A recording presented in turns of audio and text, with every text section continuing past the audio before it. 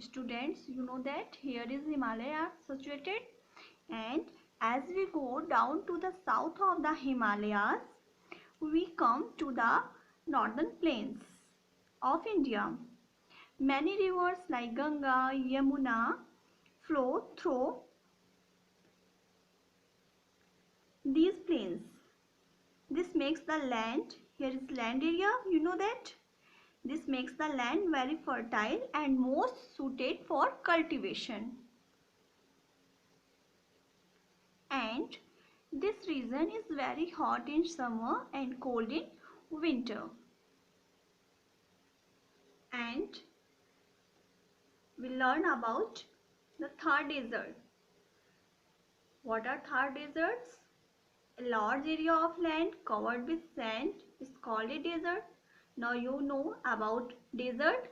A large area of land covered with sand is called a desert. As we travel to the northwestern part of our country, the landscape changes. We can see miles and miles of sand. This area is called the Great Indian Desert or the Thar Desert. Now see in this map here. This area is called the Great Indian Desert or Thar Desert. I think here is Rajasthan situated in this area. Okay. This region gets very little rainfall. The climate here is dry and hot in summer and cold in winter. Life in the desert is difficult.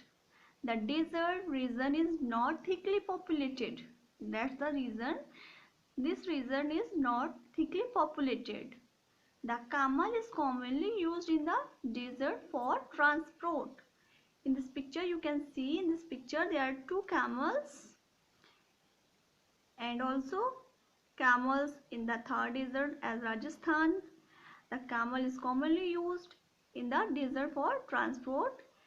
It's called the sheep of the desert. Camels are called the sheep of the desert. Now we are going to know about the Deccan Plateau and the Ghats. This is the map. You can see the southern part of India is a peninsula. This is the part of southern part and it's called the peninsula. What is peninsula?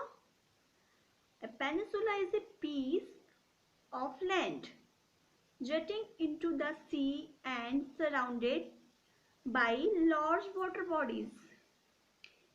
Now students, Bay of Bengal, Arabian Sea and Indian Ocean, these are the large water bodies. Okay. The peninsula is a piece of land jutting into the sea and surrounded by large water bodies on its three sides, 1, 2, 3.